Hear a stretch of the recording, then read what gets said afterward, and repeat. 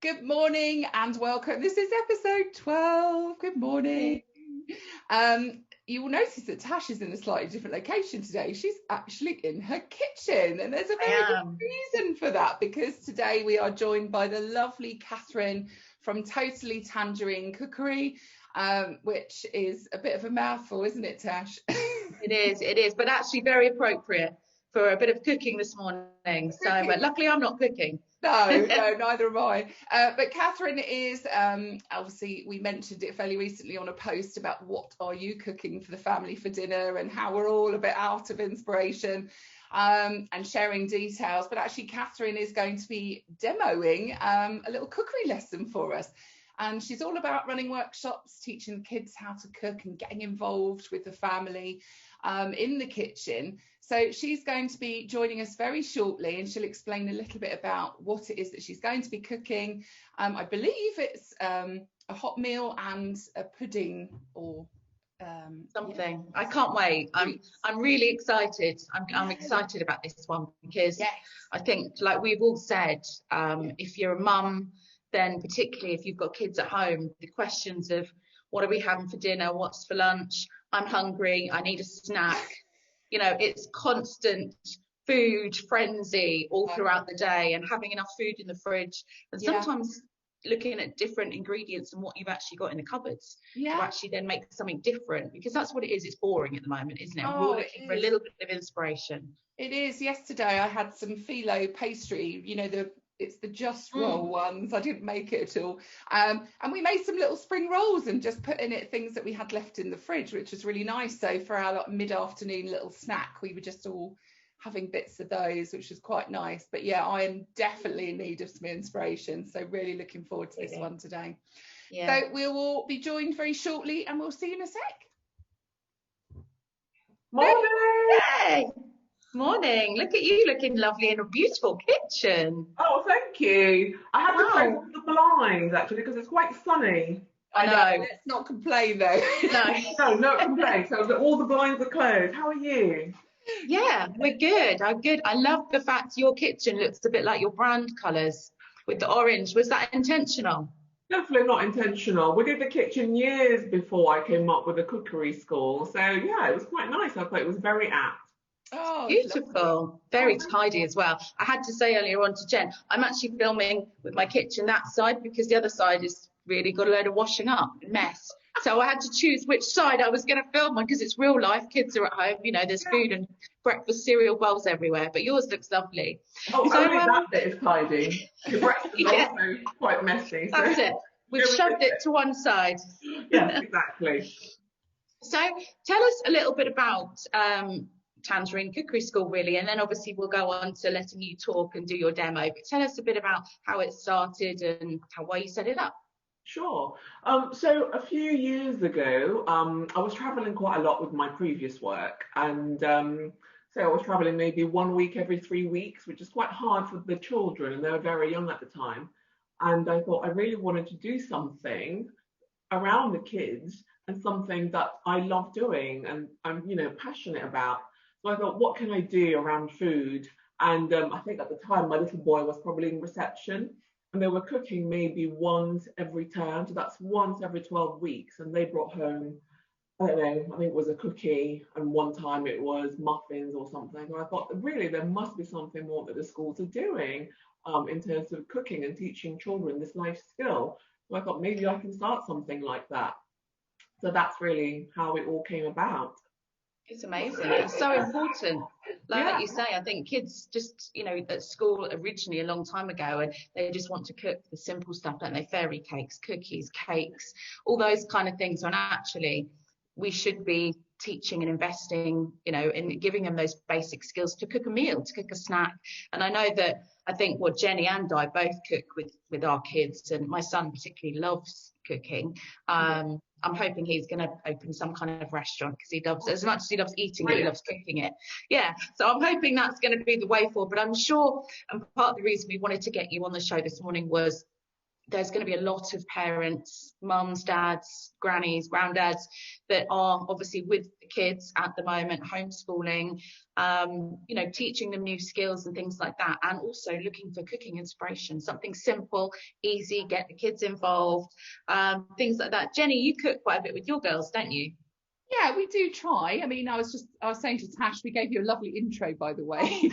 Yeah. I was just saying that yesterday, I mean, we really have, end of the week, we were just running out of inspiration, but I found some little phyllo pastry sheets, and so we made some little spring rolls together and things like that, you know, and just kind of having a look at what's in the fridge and having a think about what we can do. And I'm always on Instagram and Pinterest, and looking at different options, but we do try and get them involved because they're 9 and they're quite interested and they like creating, so it is good. But yeah, I think we could all do with the inspiration.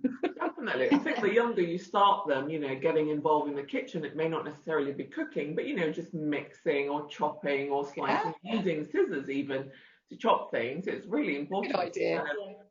Give them the kind of grounding. Absolutely.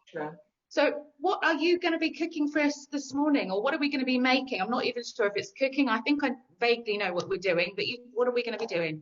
Right, so I think we are going to, so I've been asked to make a dinner or a simple meal and then a snack as well. So for the main meal, I thought we'd do something really easy and quick, and it takes 10 minutes to make. Chicken tikka kebabs.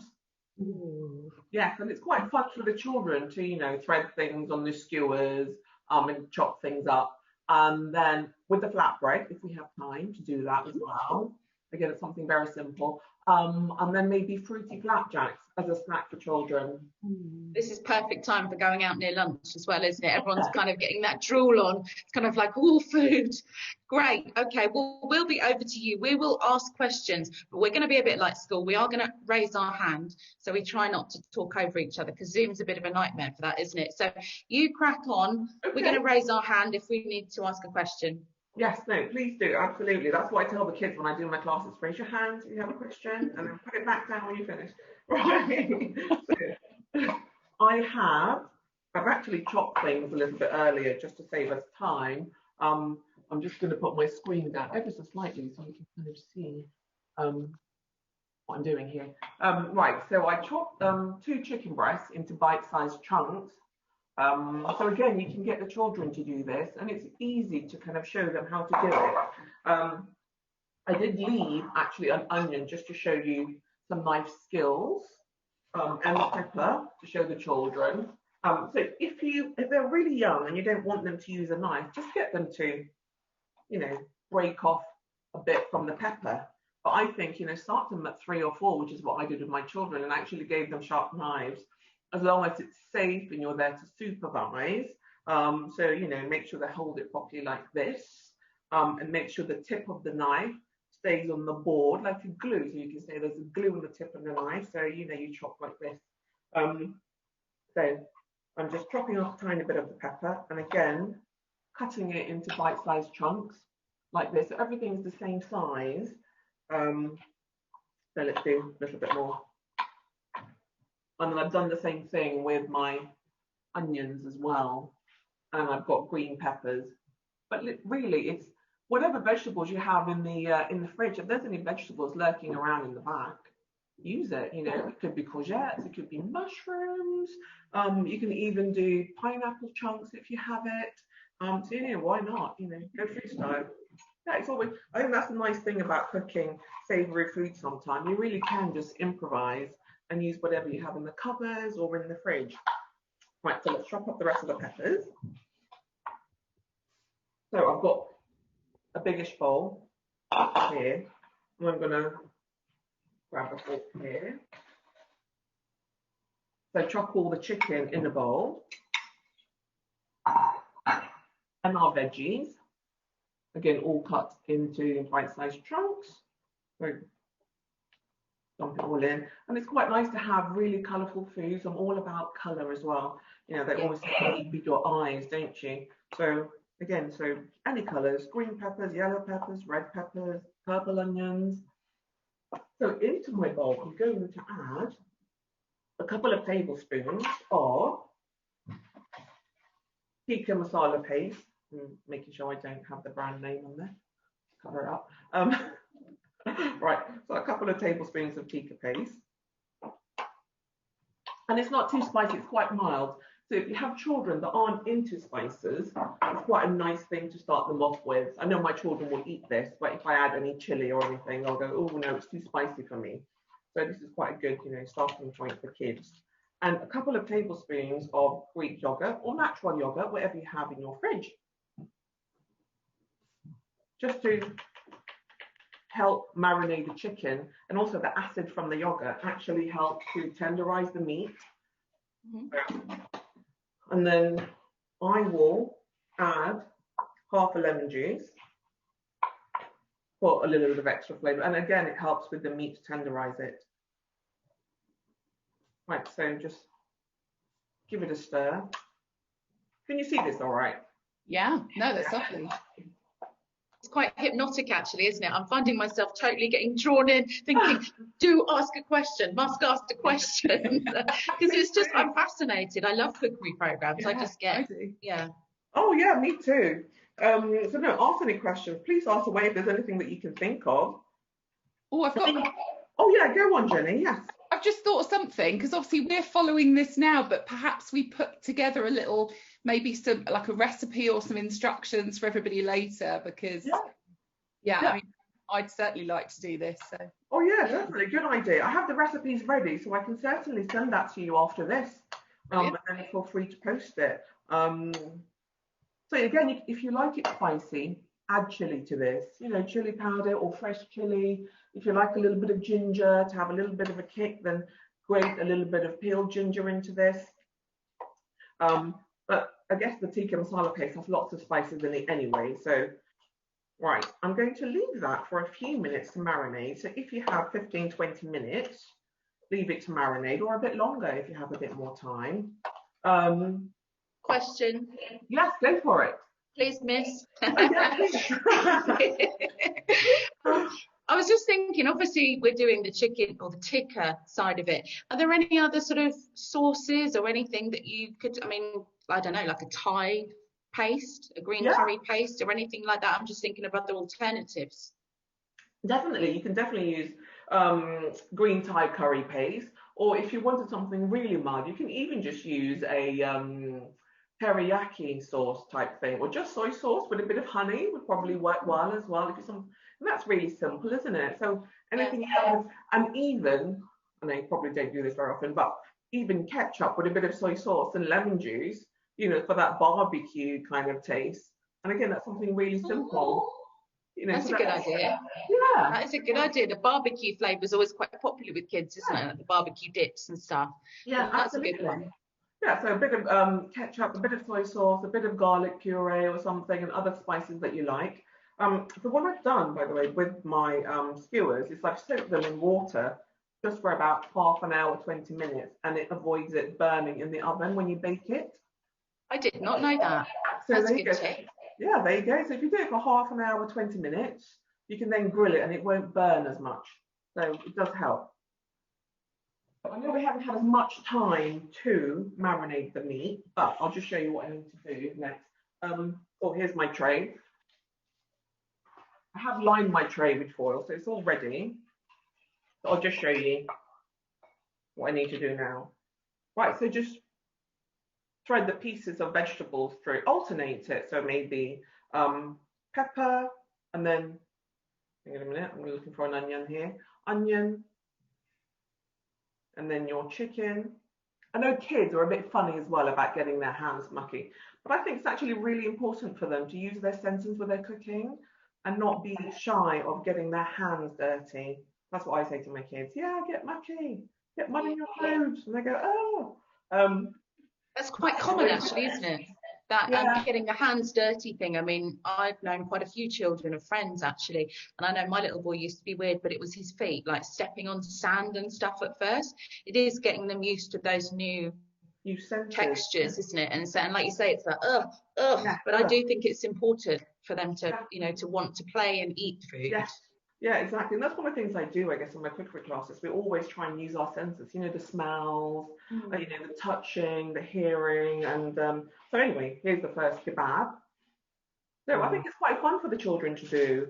That's perfect for lunch. Now, so I've got lunch sorted for the children today. Yeah, brilliant. So making me hungry. I'll just do another one here as an example. Onion. I like onion when it's baked. It makes it very sweet. Yes. Yes, I'm very mucky here now with all of this. So, and you used red onions, haven't you, rather than the white onions? Is that because they are sweeter? Yeah, they're slightly sweeter, but you know what? You can use white onions. Yeah, absolutely. I think I had some courgettes as well that I chopped up earlier. So just because it was in the fridge, and I thought, well, yeah, why not use courgettes? And if the children like mushrooms, then add mushrooms to this. And if I like something a little bit sweeter, even fruit, I guess, would work. And I did see somewhere a recipe with chicken kebabs and banana, which is quite interesting. Ooh. Not sure I like the idea of that. I do love a cooked banana though. Yeah. But yeah. Yeah, with banana. So I mean, there's the second chicken. And they're quite filling actually. The size of those, they're quite a good portion, aren't they, for the kids? They'll get stuck in, and yeah, that's a good Good size. I'll just do one more. Yeah, definitely. I think one of these kebabs is definitely perfect for a person. That's plenty for. Yes, Natasha. I'm gonna ask a question. With the kids obviously doing homeschooling and things like that at the moment, I guess a lot of people are trying to give them snacks and food and almost not fill them up at lunchtime, but give them food that is going to help their brain, make them focus, and rather than giving them junk and giving into the biscuits and chocolate. Is there any other sort of snacks or things like that you would advise as alternatives for? I mean, I know we're going to hopefully do the flapjack in a minute, but any other sort of lunchtime meals or fruits or vegetables that we could be including, in their diet to help them with, growth and focus and all those things? Definitely. I mean, I love giving my children vegetables. They don't always eat it though, mind you, but I do try, and fruit. So I like to give them, if I can, hummus and vegetable sticks mid-morning if I can, which is quite nice. And I sometimes like a little bit of crackers or bagel with sliced apple and peanut butter. Nice. There's a little bit of nut there, and there's the protein. So all those kind of things. Or sometimes nuts with dried seeds. It's quite a nice snack if you don't want to give them the junk, but they're still getting the energy and the protein. Let me just go and wash my hands and get rid of this. Yeah. That is just a lovely backsplash, isn't it? It is. That's just such a gorgeous colour. Really nice. We wanted something bright because I like bright colours. It makes you happy and gives you energy. So, anyway, there's the sweet chicken kebab. I have another two that I can do, which I will do a little bit later on, and I think I will save this for lunch. So that's our one done. Very nice. Shame we can't come over, eh? I know, very tempting. When this is over, we'll do it in person. Yeah, I know. That would be nice. Love that. That would be nice. Any other questions about the? Well, it was a slight aside, but I was going to say your idea of doing the chicken and veg kebabs actually could be done with fruit, because my two actually enjoy sort of constructing it as part of the fun, and then they sort of actually concentrate more eating it, I think, as well, if they've made it. So fruit salads, getting them to actually chop the bits and put it in their bowl, or actually threading it onto something, even though they then destroy it straight away, but it's actually that process of creating it and enjoying it as well. They take pride in doing it, don't they? So definitely. I think if you get them involved in making or cooking their meals or their snack, they're more likely to eat it. We did a cookery class the other day, and we actually made curry from scratch for children as young as 5 up to 12 years old, which is lovely. And one of the mums said to me, we cook curries quite a lot, but he never actually eats it. But let's see if he eats this. And she sent me a text after that and said, for the first time, he actually ate the curry because, he was involved in making and chopping the things. Oh, yes. Sorry, put my hand up there. It is like school. No, that's fine. I didn't want to interrupt you. So are you, quick question, because I know it's something that my son would be interested in as much as I try and teach him. I'm no expert in cooking. you're obviously still running online classes? Is that available for everyone, or something we can book, or what are you offering at the moment? Yes, definitely. So I'm doing, it's due to finish actually next week. It's my last one for this half term. So I do after school cookery clubs, 1 or 2 afternoons a week, around 4:30 to 5:30, 5 to 6, just in time for dinner. So they make, a meal for themselves and their family, or it could be a sweet dish. So we alternate it. And I've got a couple of half-term sessions happening in the half term, and they can have a look on my social media pages to see what I have on and what I have coming up. Yeah, that sounds great. I mean, I would love that. Catherine, yeah, I do. Catherine sent us some workshop details, so we've got some posts that are going to come out and show everybody. I know they will have missed the half-term ones by the time this goes out, but certainly your Saturday workshops and other things that you do, certainly we'll be sharing those. So yeah, thank you very much. Yeah, I'm going to run again another probably 4 or 5 week course after the half term, because I tend to do kind of courses half termly, which is quite nice for children. So yeah, no, we make things like lasagnas, meatballs, not just cakes and things, but proper meals, and then usual meals as well sometimes. Not unusual, but Thai green curry, a bit more complex for the little ones. So shall I try and make flatbread if we have time? Do we have time to make that? Yeah. Okay, so in my bowl I have 165 grams of self-raising flour, half a teaspoon of baking powder, and a pinch of salt. That's really easy. And you can use a whisk. I'm just going to use a fork. You just give it a mix, get rid of the lumps, and mix it all together. And this is really simple. You can use either milk. I'm going to use natural yogurt because I have it here. Why not? Make your life easier.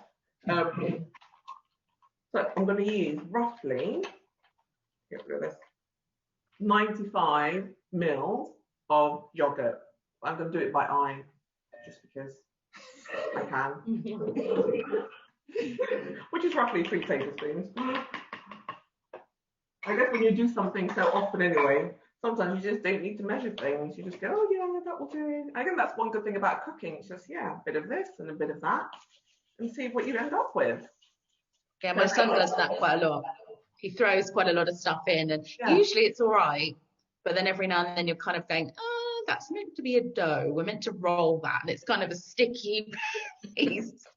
But it's learning, That's how you learn, isn't it? What not to do. So yeah, definitely good learning. Right, get a tiny bit more. And again, this one doesn't take long at all to make, like literally 3 minutes probably. If you have time to let it rest, then do let it rest. It just helps the dough to come together, and you'll end up with a slightly softer dough. So I think it's ready to come together.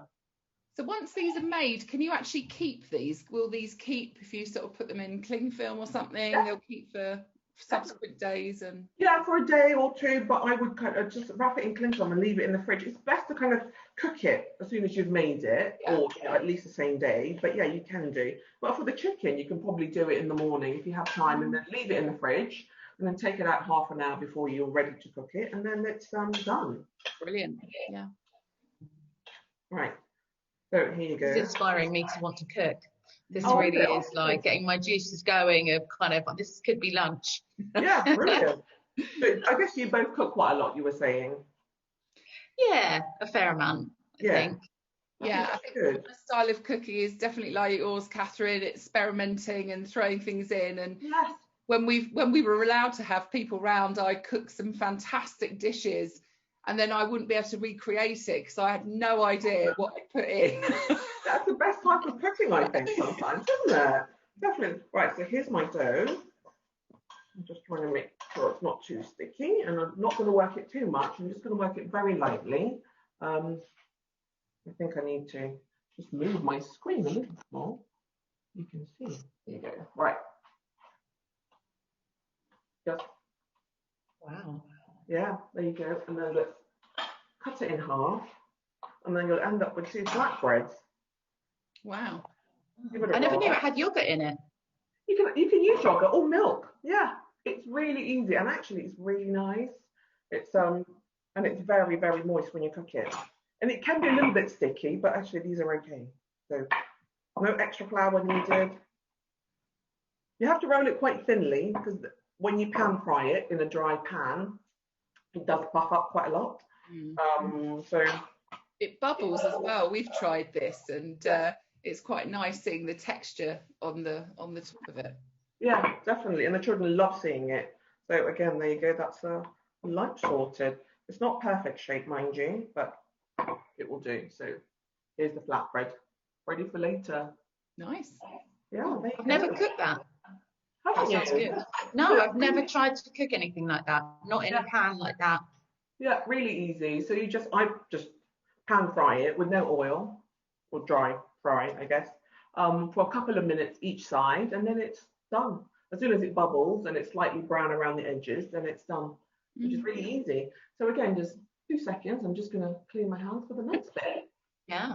No problem. Yeah, just, I mean, you could make those in smaller sizes, almost like little mini pitters, couldn't you? Almost. Yeah. Have those to dip with hummus and things, and yeah. Really exciting. Yeah. I mean, we had curry last night. We said yesterday when we spoke, and yeah, I think it is having all those little pots and bits and pieces that kids love, isn't it? The colours, playing with it, dipping it in different things, you know, the onions, the chutney, all these kind of, it's the experience of eating. And I think it's an important skill. That something I grew up with was that, you know, there's that saying, isn't there? The family that eats together stays together. And I actually do believe in that. I think it's really important to get, as often as you can, we're all busy, but to get your kids and family as often as you can around the table to either cook together and eat together. I think it's a really nice experience. I think that's often when your kids talk to you. You know, everyone's on tech, aren't they, these days? I know my 11-year-old is on tech as soon as he's free. But, you know, it's a nice chance to talk, isn't it? And to share your times about the day and, you know, what they've been up to. Ask them questions, you know, all of that kind of stuff, if you can. Although they're with you all the time at the moment. So it's like, yeah. What have you been up to? Yeah. What have you been up to? But no, it is a nice thing to do. Right. So shall I get on with the next bit? Which is, yeah. All good. Well, I'm going to get another chopping board because I use my chopping board. Right. So we're going to make flapjacks. Again, something really quick and simple. And it's tend to be ingredients that you already have in the cupboard. So the first thing we need to do is we need 125 grams of butter, unsalted butter I've used here. And I'm not going to use as much sugar. My recipe says 75 grams of sugar, but I've actually used slightly less because I have dried fruits. And so it's quite, you don't need as much. I don't like sweet things necessarily. So I'm going to just chuck it in the pan. And heat it up on medium heat for a couple of minutes. Just to melt the butter and the sugar. I bet that smells really good. I wish we had smell-o-vision. Yeah. Definitely. And I guess it's probably the kind of recipes that families make anyway, but you know, you can always zhuzh it up and add other things to it. But whilst that's heating up, I've got here 200 grams of oats. It could be big oats, small oats, jumbo oats, whatever you have in the fridge. So, and then to that, I'm going to add, I've got 50 grams of pretty much everything here. I've got dried apricots because my children love apricots, but you don't need to put this in. You can add raisins to this if you want to. I've got dried cranberries here because I love dried cranberries. And a bit of seeds, sunflower seeds and pumpkin seeds. Again, it's a nice thing to add for the children, so at least they're getting, you know, a bit of extra nutrients. So chuck it all in. Oh. My two would actually love using the scissors to cut those apricots. I can just see them now just kind of snipping away and getting involved. Yeah. Exactly. Or use their hand, you know. Actually, I left one here just to show to use the scissors or a knife. I've got another one here. Oh, I'll show you my knives that I use with the little ones sometimes. Oh, wow. These are brilliant plastic knives, but they can cut through a lemon, but not the skin. So, wow. Yeah. If you've got little ones that, you know, want to practice using, you know, the knife skills, it's, yeah. That's amazing. Yeah. That is, isn't it? Do you know what? I never actually realised earlier when you did the pepper earlier on. It sounds really silly, but I never actually realised you could break a pepper with your hands. I guess because I've just would automatically cut it. I'd never that, but that's a nice thing for little ones to do, like you say, without using knives if they're a bit kind of slapdash, or something like that. But yeah, it's a good way. Absolutely. I mean, I sometimes do cookery classes in nurseries before the lockdown, when they were little, like 3 to 5, before they go to school. And so we had to think of recipes that they could do just using their hands. And that's one of the things we can do was kebabs, like you said, fruit kebabs, vegetable kebabs.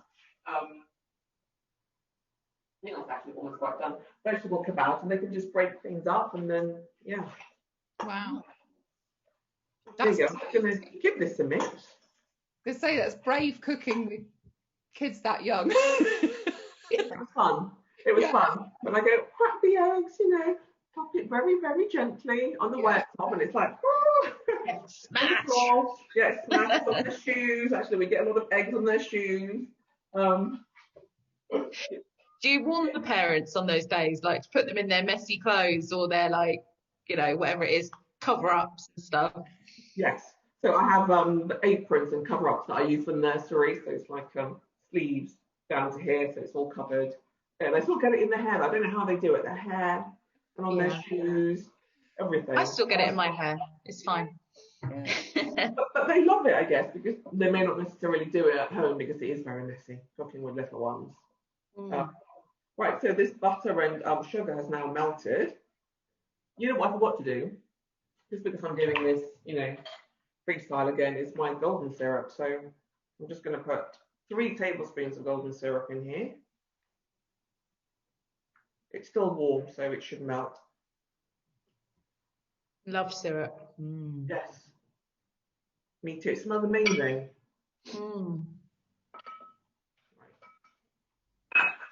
There you go. Right, so give that a quick stir. Right, and then I'm just going to pour this into my bowl with the porridge mixture. So is it the syrup that sort of binds it together, makes it that sticky? Yes, and it hardens a little bit once you bake it. So yes, you do need a little bit of that, because I think I've tried it with honey before, just experimenting. Yeah.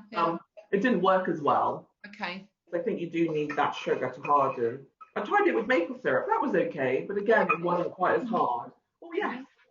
There's a fine line, isn't there, between cooking and over baking flapjack? Because I know when I've cooked it a few times, it's not something I make that regularly, but sometimes it does go too dark and it does go too hard. Is that to do with like slightly the wrong amount of ingredients, or is that just over baking it? I think it's a bit of both. So if you put too much golden syrup in it and then you bake it, you're baking and hardening all the sugar in that. So yeah. But I know what you mean. I think 15 to 20 minutes is definitely max I would bake this for. No more. Should it come out sticky, like quite bendy still? Does it harden afterwards? Because some things carry on cooking, don't they? Yeah, it does harden up. If you leave it in the tray for a little bit longer, I think you need to leave it in the tray, but you need to cut it before it goes too hard. So as soon as it comes out of the oven, you need to do your cut. One of the things I might add to this, just because, why not, is zest of either an orange or a lemon, because it smells amazing when you cook it. Here's my little trusty zester. So you mentioned maple syrup earlier, and I immediately thought of pecans. Put those in as well. Yes, nuts absolutely. in. Oh gosh. Yeah, have nuts. Yeah, hazelnuts, pecans. Walnuts, I guess, would work as well. And if you don't like fruits, you can even add chocolate chips if you wanted.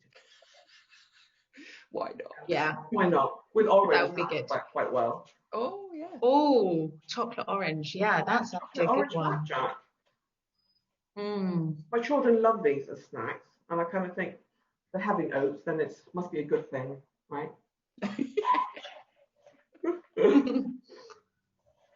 Right. As well, at least you've been able to control what's going into it rather than, these convenient snacks, like crisps and whatnot. You've got no idea what's going into it really. So yeah, exactly. I just think all in moderation. I can't stop them from eating it, but if I just do it now and again, then that's okay. Right, so I've lined my square tray with baking paper earlier, and just to let you know, I put slits in the corner just to help it go in, and then it folds over very neatly.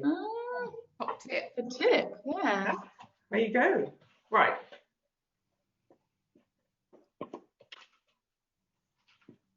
So pour it all into your tin. That looks lovely. I could eat that now as it is. Yeah. I'll send you a picture after. Oh. Sorry, that's a bit mean, isn't it? This is what it looks like. Here's me eating it, yeah. Yeah. Mm. So just pat it down into the corners of the pan.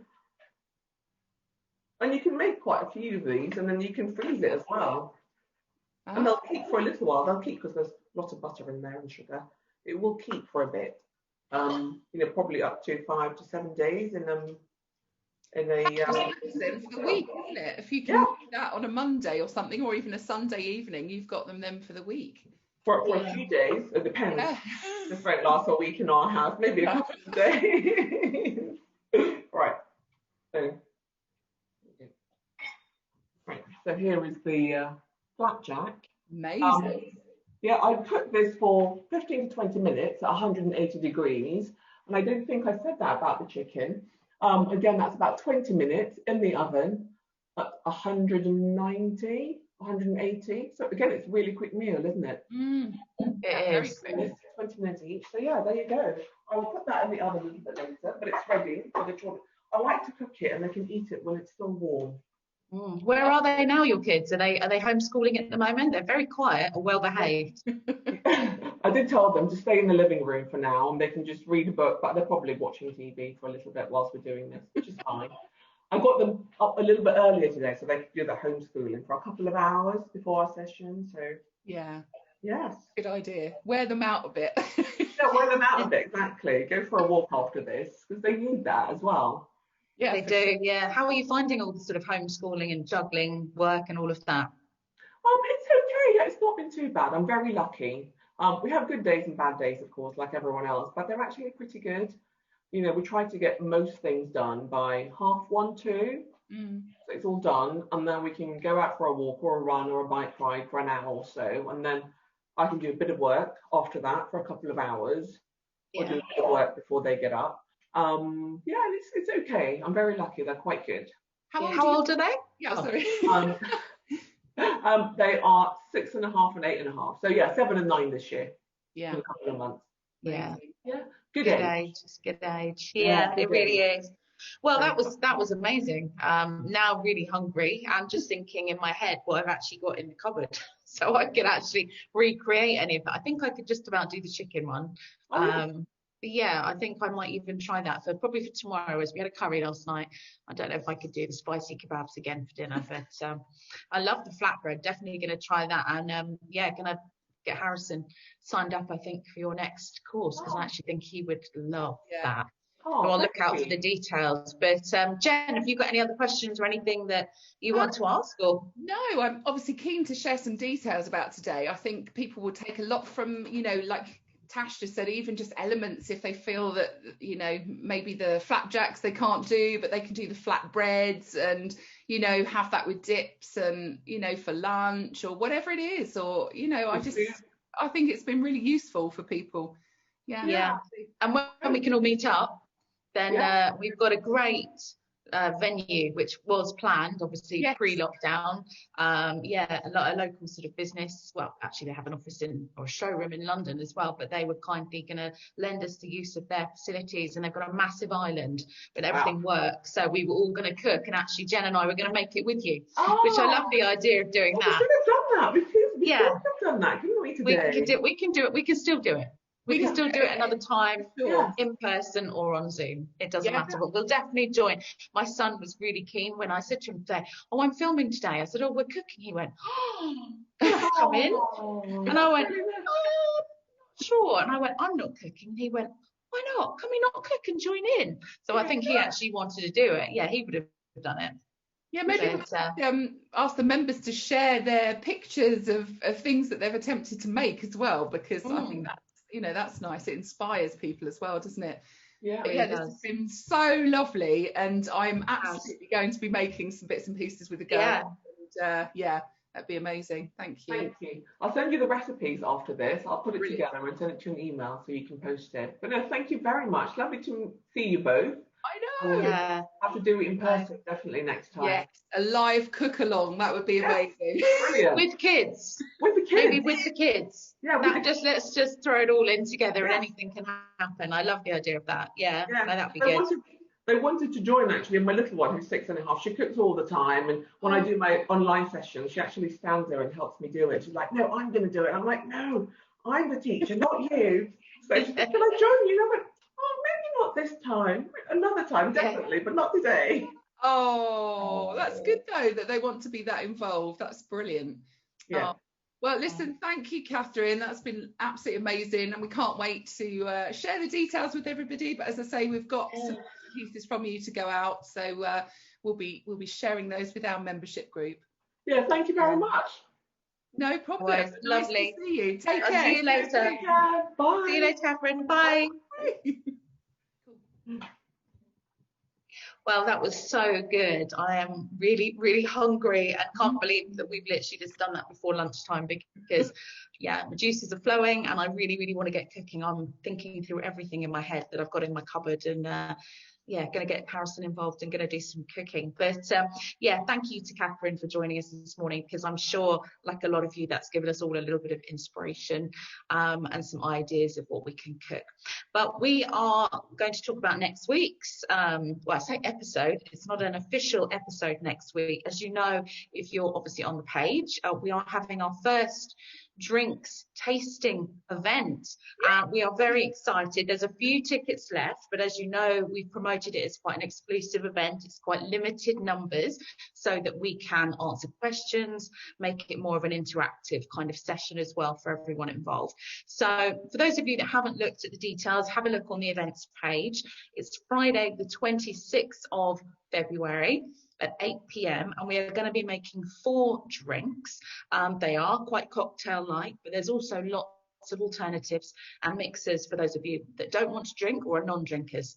So don't feel that we're excluding anyone. There really is something to everyone. And I have to say, I know we have organised it, but the gift boxes are packed, aren't they, Jen? I mean, there's loads in there, loads and loads. I mean, it's really good value for money. And of course, what could be better than a girls' night in with some drinks? So it's pretty much like our live would have been if you've watched that last time or joined in, but obviously with a more exclusive group and yeah, lots of drinks and details and fun to be had. So yeah, and there's some great people that have got involved with this, which we should mention, because if anyone thinks, you know, oh, we don't know what we're going to be drinking or it might not be nice, then we have got some great brands, companies involved.